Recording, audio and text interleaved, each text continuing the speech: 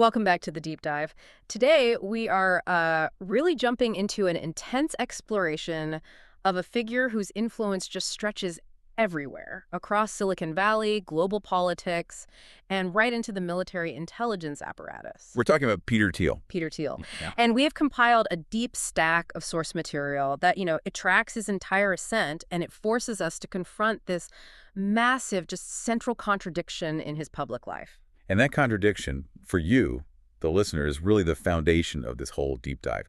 Thiel is constantly, and I mean constantly, defined, especially in the mainstream, as this poster child for radical libertarianism. Right. He's the guy who wants to tear down government structures, escape state control. Exactly. But his actual career, when you look at it, it reveals a lifetime spent collaborating with, building technology for, and massively profiting from the very state institutions he claims to despise. We're talking about the CIA, the Pentagon, global militaries. All of them. The sources open with this analogy that just perfectly frames the disconnect. It's brilliant. It really is. They ask you to imagine a person who insists they are a vegetarian, but you repeatedly see them out, chowing down on veal cutlets and ribeye steaks. You just wouldn't accept their self-definition, would you? It wouldn't make any sense. Not at all. And in the same way, calling Peter Thiel a radical libertarian when he has systematically built Palantir, a multi-billion-dollar company designed specifically to arm and enhance the global surveillance and intelligence capabilities of nation-states, it's fundamentally deceptive. It's more than just a PR problem. Oh, absolutely. It's a calculated performance. Yeah. A performance that underpins his power. So the sources, they assert that far from being this anti-government revolutionary, Thiel is an increasingly important wheeler-dealer in the global oligarchy. Basically acting as a powerful hub for what some of these sources call the globalist agenda and the infrastructure needed for the coming technocratic prison state. Heavy stuff. Very heavy. And it's the pivot that makes this whole story so compelling. We're tracking his transition from, a young idealist? Yeah. Or maybe a cynic? That's the question, isn't it? His initial goal for PayPal was supposedly the erosion of the nation state. Right, through this unregulatable digital currency. To a political behemoth described today as a deep state stalwart. So our mission here is to really unpack the specific mechanisms. How did he convert this revolutionary rhetoric into financial gains tied directly to political influence and, ultimately, war profiteering? We're looking at how that immense wealth was leveraged not to secure freedom from the state, but to buy influence within it. So to understand this aggressive winner-takes-all worldview, we really need to start right at the beginning. Yes. The context of his early life, especially the family dynamics, is absolutely critical. Okay, so where does it begin? Peter Thiel was born in Frankfurt, Germany in 1967. And like a lot of kids of, ambitious, specialized professionals, his childhood was just defined by constant relocation. Moving wherever his father's work was. Exactly. His father, Klaus Friedrich Thiel, was a mining engineer. And that constant movement itself, it's often really formative for a personality type that values detachment, maybe even adaptation. So after a brief stop in Cleveland in 1968, the family made a move 6 years later that the sources highlight as, profoundly important for setting the stage. They moved to Southwest Africa, which is now Namibia. And this wasn't just any old engineering job. The source material is very, very specific here. Klaus Thiel was working at a uranium mine and was allegedly helping the apartheid South African regime build a clandestine nuclear weapons program. Wow. Yeah. Just think about the moral and political density of that assignment. This is high stakes, it's political charged, and it's deeply secretive work happening in a very unstable environment. That kind of exposure to morally gray, high-level clandestine operations must have set some kind of template for Peter, even as a young boy. It seems likely. But the consequences of this specific job were also tragically real. The sources detailed that the African laborers who were hired to work the mine, they weren't informed they were dealing with uranium. Oh, no. And they started dying of severe radiation poisoning. That's horrifying. It's a chilling detail. The health and well-being of the workers were, sacrificed for the pursuit of military technology and these secretive government projects. And this event prompted the family's next move. Pulling them away from the immediate fallout. And eventually bringing them to California, near what would, very soon become the global center of technological power. So it really sets up the personality perfectly. Aloof, itinerant, highly ambitious, and clearly exposed to this idea that Rules and maybe moral concerns are secondary to strategic goals and, well, technological superiority. And his youth profile confirms this. He was a competitive chess player, a Dungeons and Dragons enthusiast, a big Lord of the Rings obsessive. But also described as haughty, arrogant, rarely smiling, And because of that, relentlessly bullied. which likely reinforced his sense of isolation and his drive for just absolute intellectual dominance. The anecdotal evidence from his high school years is really telling. He would sign classmates' yearbooks, not with, best wishes, but with the taunt, maybe you'll come within 1 point of me next year. That's just, wow. It wasn't enough for him to succeed. He had to make sure everyone knew he was on a totally different level. And crucially, we see an early demonstration of his willingness to flout major rules for what seemed like minor gains or just to demonstrate power. Right. The SAT story. The source recounts this allegation that after he'd already secured his place at Stanford, Thiel offered to take younger students' SAT tests for $500 each. Provided they could arrange untraceable payments. I mean, that's a scheme that, if he got caught, would have cost him his spot at Stanford. But he risked it anyway. He carried this same competitive, antagonistic mindset directly into Stanford, where he began in 1985. We hear that after getting a perfect 4.0 GPA his first term, he immediately sought out the only other student who had the same grade. And what, to congratulate them? No, to insist that his own 4.0 was better, because he had secured more A-plus grades than his peer. It's just this obsessive, zero-sum worldview. But Stanford, that's where he got the critical building block for everything that comes next. The network. In 1987, he co-founded the Stanford Review, Positioning it as a deliberately aggressive, conservative counterpoint to the more liberal student paper, the Stanford Daily. and this is where the effort to control the narrative around Thiel really begins, decades before he became famous. The controversy around the Stanford Review archives is this fascinating side story in reputation management. How so? Well, the Stanford Daily's archives are all freely digitized. But if you want to see issues of the review published before 1999, Let me guess, it's not so easy. you need special access. And you have to agree, in writing, not to make any copies. That level of restriction immediately raises some pretty big red flags. And biographer Max Chafkin noticed something even more suspicious. Specific Thiel-era review issues are simply missing from the collection, gone. The campus rumor that's cited in the sources is that these were deliberately removed from the archives to protect Thiel's reputation. So what are they hiding that's worse than what we already know? That is the question, because what's left is already pretty startling, and it really sets the tone for the moral antagonism of the future Thielverse. We have the detailed coverage of what's known as the rape issue.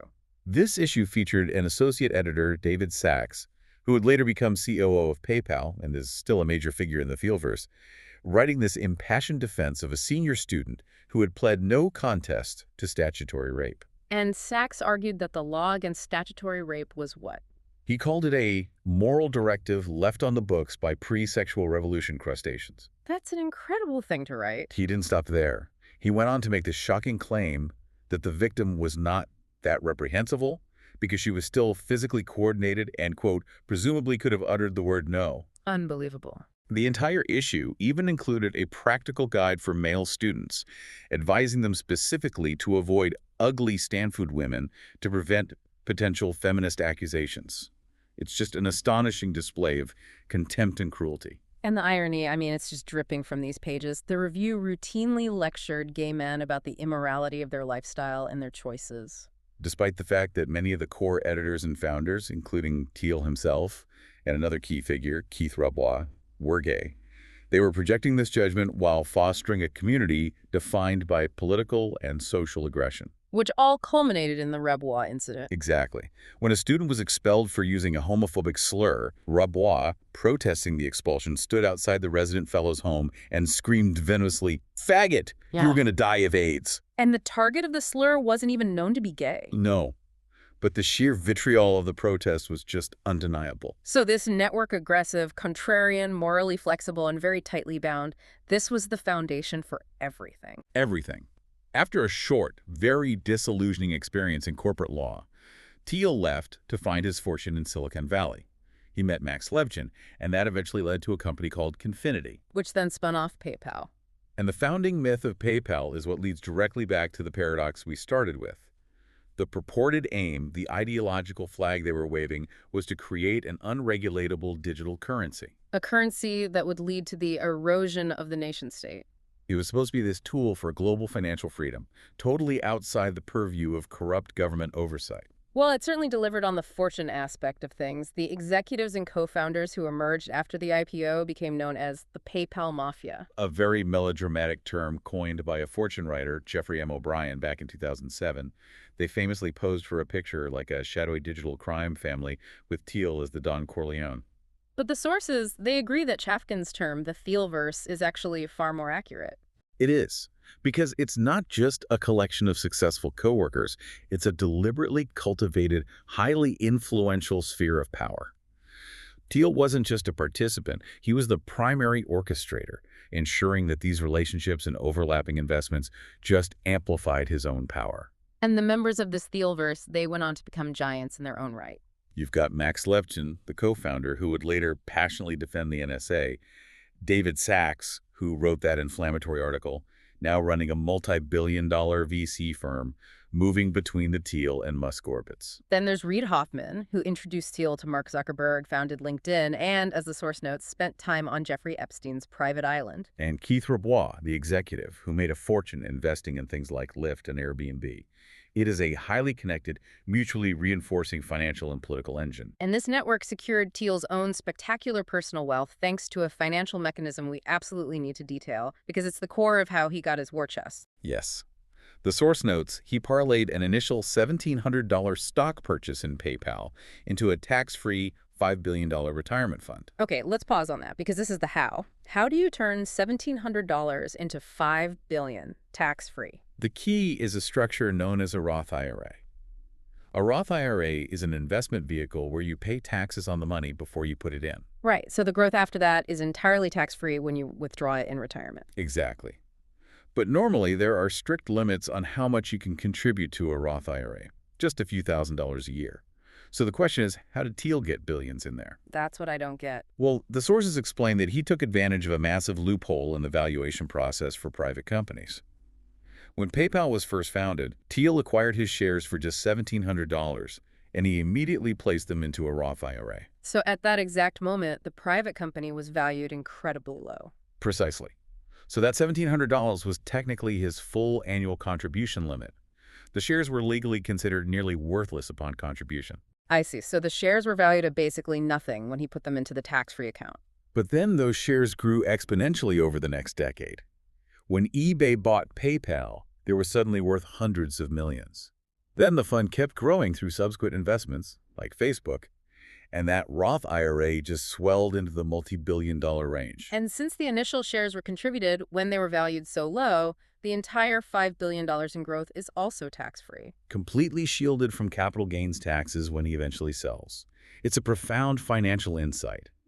He leveraged a legal loophole designed for middle-class retirement to establish a sovereign personal wealth fund, making him fabulously rich and financially impervious. And this wealth set the stage for the next phase, which required him to abandon the libertarian dream entirely. the move to Palantir. Which was driven by a crisis at PayPal during the company's blitzscaling phase, a term we should probably define here. Blitzscaling is when you prioritize rapid exponential growth above everything else.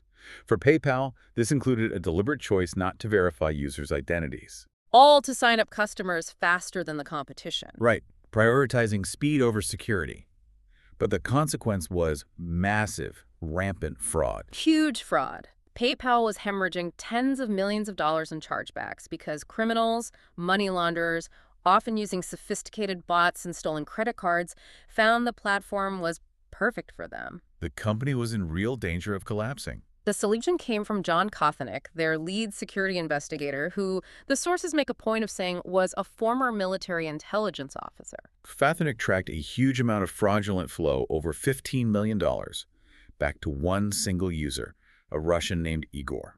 And so Kothanick developed software, naturally named Igor. Of course, and this software used graph theory and visual mapping to spot patterns and flag suspicious transactions that human investigators just couldn't see. This visualization tool, designed to fight financial fraud, was the revolutionary moment.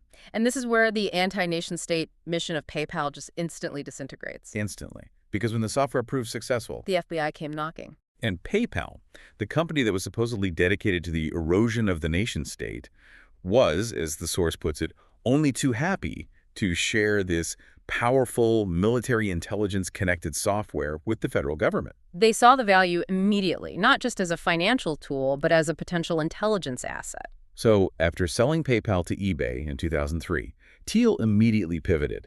He took the Igor software concept and commercialized it for government use. And that became Palantir Technologies, founded in May 2003 with his law school friend Alex Karp. And the name choice, again, is just pure Thiel, Palantir, named after the magical seeing stones used primarily by evil powers in Lord of the Rings. The transparency about the company's ultimate surveillance purpose is almost unsettling. It is. And the founding story of Palantir just cements this absolute shift in ideology, connecting him directly to the intelligence world from day one. In May 2003, Thiel and Karp met with a highly controversial figure, Admiral John Poindexter. Poindexter is infamous, of course, a disgraced criminal from the Iran-Contra affair. And at that time, he was heading up the Information Awareness Office, or IAO. It is absolutely essential to understand what the IAO was. So please elaborate, because the IAO sounds like something straight out of science fiction. It was intended to be the ultimate surveillance agency. Its mandate was to collect, trace, and database every conceivable piece of information on every person on the planet. Every piece. Email records, bank transactions, travel logs, medical data, everything. Its logo, an all-seeing eye radiating over the earth, was so disturbing that the public backlash was immediate and intense. And the IAO was technically being formally abandoned in May 2003, right when Thiel and Karp met Poindexter. The timing is not a coincidence. Poindexter was looking for private sector solutions to continue the IAO's mandate, even if the office itself was being shut down. He was impressed by the Igor software's ability to map data. Deeply impressed, he referred them immediately to In-Q-Tel, which is the CIA's official nonprofit venture capital arm. Yes. In-Q-Tel exists to scout and fund innovative startups in Silicon Valley whose technology could be useful to the CIA and the wider intelligence community. They accelerate the integration of advanced commercial tech into government operations. And they provided Palantir's first outside funding. $2 million. That CIA backing is the ultimate stamp of approval. It's the seal of the deep state. So that's the critical pivot point. Palantir wasn't just founded by a former PayPal guy. It was funded by the CIA and driven by the mission of this highly controversial, almost dystopian government surveillance project. And the government integration was immediate and extensive. Palantir's early clients included U.S. Immigration and Customs Enforcement, the Centers for Disease Control and Prevention, the CDC, and the Internal Revenue Service, the IRS. The sources conclude that by this point, Thiel was undeniably a full-fledged member of the deep state, leveraging his wealth and influence to arm it. We have to pause and just reflect on that transformation.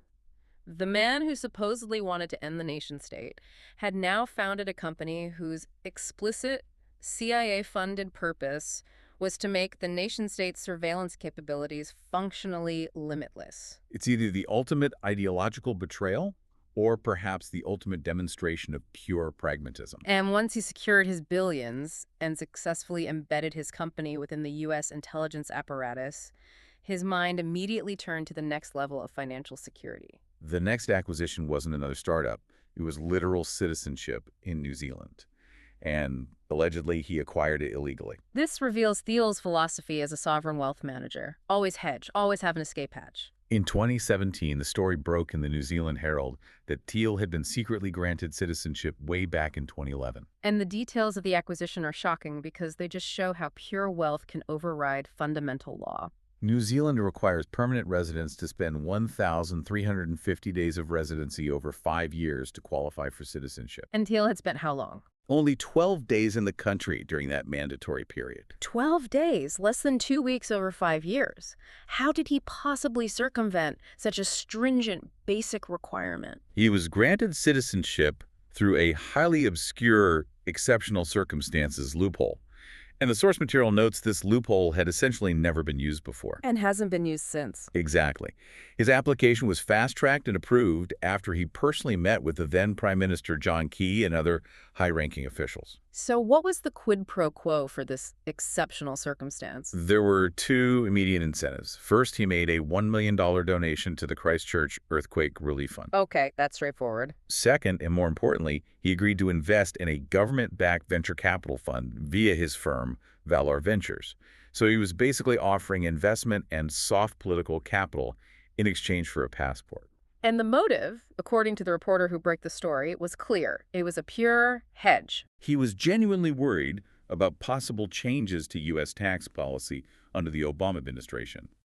Specifically, he feared that his multi-billion-dollar tax-free Roth IRA might be targeted or taxed retroactively. So New Zealand citizenship was his ultimate tax escape route. The highest level of financial contingency planning. And once the hedge became less necessary. Thanks to Trump's 2016 victory, which signaled potential tax cuts and a change in the New Zealand government. Thiel, as the Herald put it, simply ghosted the country. He abandoned the physical infrastructure, too. His desire to build this massive $13.5 million doomsday home on his 477-acre estate overlooking Lake Wanaka was blocked by local officials over environmental concerns. And that sealed his departure. But the transactional relationship had one final benefit for the Thielverse. Right. Before officially cutting ties, he leveraged his status to secure key Palantir contracts. With the New Zealand Defense Force, the Security Intelligence Service, and the Government Communications and Security Bureau, even a citizenship acquired for 12 days of physical presence was monetized into defense contracts. So the pattern is established. Extreme wealth translated into these transactional relationships with the state, which then yield security and business expansion. And once the billions were secure, the next logical step was translating that wealth into explicit, real-world political capital. He began actively buying political influence. His first foray into major political spending was highly symbolic, backing the Libertarian firebrand Ron Paul. In 2008, he started small. But in the 2012 election cycle, he went big, quietly funding the super-PACing Towards Liberty with a massive $2.6 million contribution. Now, this is where the narrative gets complex, because Paul was supposedly the ultimate anti-establishment candidate seeking to dismantle the Federal Reserve, reduce government, the exact ideal Thiel claimed to espouse. But the sources reveal a deep cynicism here. Even to the Paul campaign. Yes. The campaign manager, Jesse Benton, was utterly mystified by the money being spent. He said he'd only learned about Thiel's funding through the press and felt the money spent by Endorse Liberty had done nothing effective for the campaign. Because the money wasn't intended to win, was it? No. Biographer Chapkin concluded, and Thiel later admitted, that the support was never about Ron Paul winning the election. It was an investment in a future movement. A relatively inexpensive way to siphon off Paul's movement, the energy, the data, the enthusiasm, and build a libertarian base for the next cycle. A base that Thiel could later steer wherever he wanted. It was an acquisition of a dedicated voter segment. Once Paul lost, he immediately shifted focus, leveraging his new political capital to steer the Republican establishment. Famously donating $1 million to help Ted Cruz win the 2012 Texas Senate primary against the heavily favored Lieutenant Governor David Dewhurst. And that upset victory was partially credited to Thiel's backing, proving that his targeted high-dollar donations could directly manufacture political outcomes. This prepared the ground for his ultimate political bet. Donald Trump in 2016. And the sources show Thiel was initially dismissive of Trump back in 2014, viewing him as symptomatic of everything that is wrong with New York City. But as Trump's campaign gained traction, Thiel saw a unique strategic opportunity. He recognized that Trump's anti-establishment, populist message could be leveraged to gain massive insider influence. Something the traditional GOP was refusing to touch. Exactly. So he became one of Trump's most prominent and vocal Silicon Valley supporters, giving a major, highly publicized speech at the Republican National Convention in 2016. Where he delivered that famous line, "I'm proud to be gay, I am proud to be a Republican, but most of all, I'm proud to be an American." But the real test of his commitment came just a few weeks later, when the notorious Access Hollywood tape leaked. The grab her by the pussy audio? It caused a major political crisis that sent many high-profile GOP donors fleeing for the hills.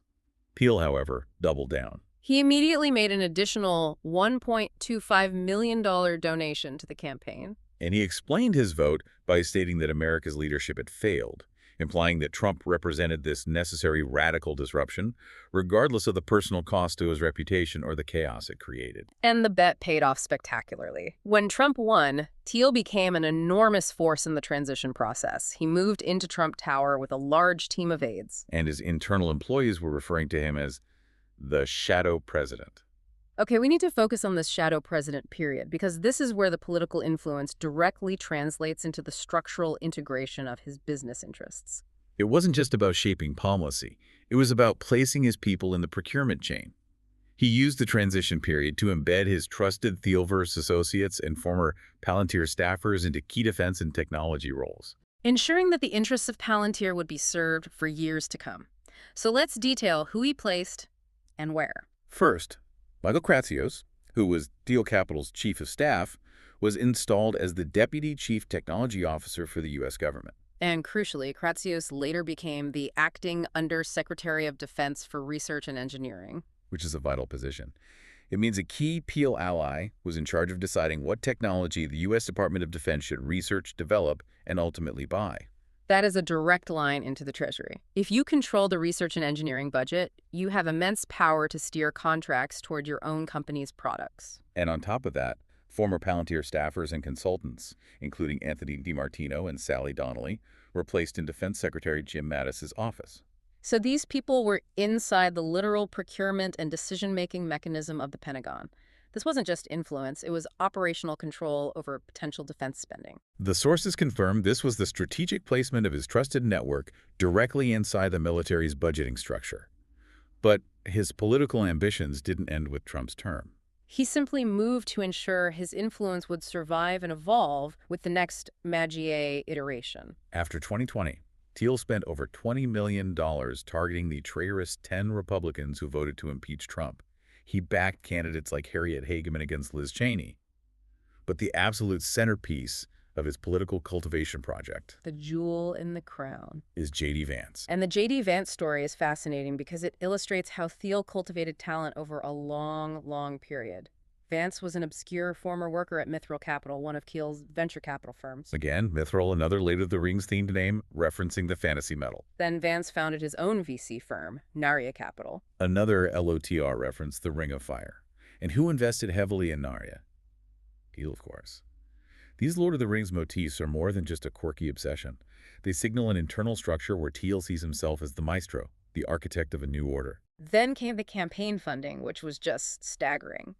Before Vance had even announced his Senate run in Ohio, Thiel pumped an unprecedented $10 million into Vance's Pay, Protect Ohio Values. This was Thiel's largest single political donation ever at that time. And that wasn't the end of it.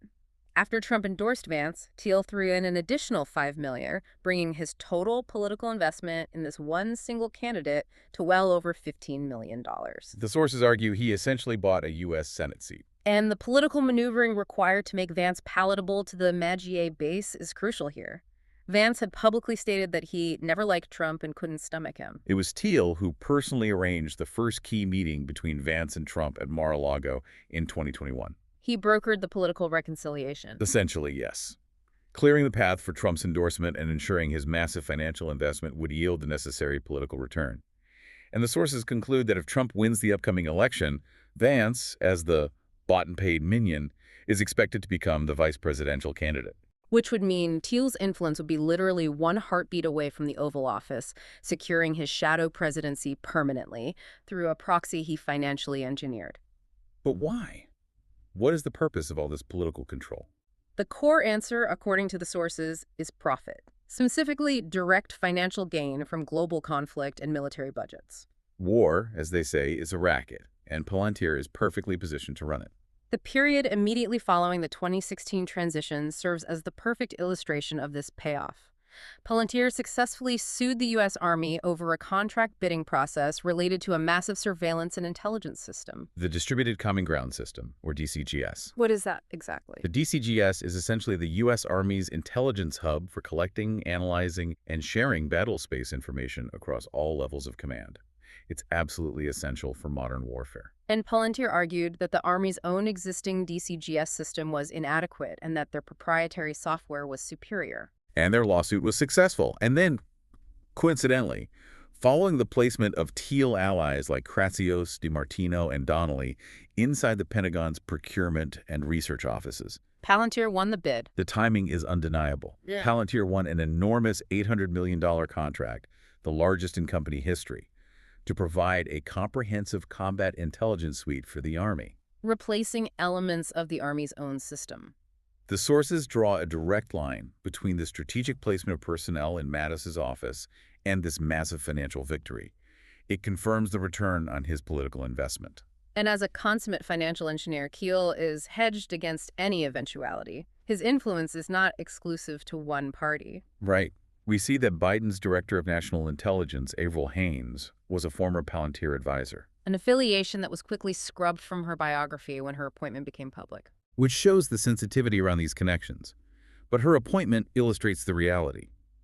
No matter which party holds power, the Thielverse has allies positioned to ensure Palantir remains a critical, indispensable component of the U.S. intelligence and defense structure. But the real-time profit stream comes directly from current global hotspots, starting with the 2022 invasion of Ukraine. Palantir has been involved since day one. CEO Alex Karp made a highly symbolic move in June 2022, crossing the Polish border on foot to become the first Western corporate leader to meet with Ukrainian President Zelensky after the full-scale invasion began. And that meeting yielded significant contracts. Palantir is now supplying targeting system and AI weaponry directly to the Ukrainian military, using their data integration platforms to give Ukraine a technological advantage in the field. But they are also assisting with civilian applications, like demining the country using AI and helping with digital reconstruction. The core value is still warfighting technology, though. Absolutely. And the wider Thielverse is capitalizing too. Clearview AI, the controversial facial recognition company that Thiel backed early on, is being used in Ukraine. And Anduril, the defense tech firm founded by Thielverse minion Palmer Luckey and backed by Thiel's Founders Fund. They're also deeply involved, supplying drones and defense tech. The sources use some blunt language here, referring to the collective profit stream as having their snoots in the Ukraine blood money trough. It's a very visceral way of describing how quickly the network mobilized. But the most recent and perhaps most financially impactful example is their involvement in the Israel-Gaza conflict. In November 2023, Palantir issued a very deliberate letter to its shareholders, and that letter stressed Palantir's steadfast and firm support for Israel, with CEO Alex Karp writing explicitly, Palantir stands with Israel. This commitment wasn't just rhetorical. No. In January 2024, Palantir signed a strategic partnership with the Israeli Defense Ministry, supplying their technology. And to demonstrate solidarity, the company even held a board meeting in Tel Aviv. Thiel himself was confronted about this, right? He was. During a rare appearance at Cambridge in May 2024, his response was very revealing of his underlying philosophy. He was asked directly about the ethics of providing weapons tech to the IDF. And what was his response?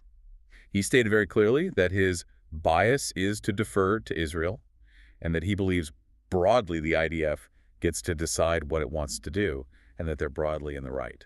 So, in effect, he dismissed any ethical oversight regarding the use of his company's technology in a conflict zone, asserting that the political actors on the ground are the final arbiters. The financial benefits of this position were clear, but the sources do point out there was inevitable ethical pushback. Yes, CEO Alex Karp admitted that some staffers were quitting the company over its explicit support for Israel, creating internal friction. And Norway's major investor, Storebrand Asset Management, divested entirely from Palantir, citing concerns that his products were being used in occupied Palestinian territories. But despite this pushback and divestment, the financial reality remains. Palantir's stock price has reportedly tripled since the start of the year, driven in large part by the massive global demand for military AI and surveillance technology generated by these ongoing conflicts. It's the ultimate confirmation that the model works. You leverage political influence to secure government contracts, and you watch the stock soar when those contracts are deployed in global conflicts. So let's bring this deep dive back to the beginning and summarize the journey you, the listener, have taken.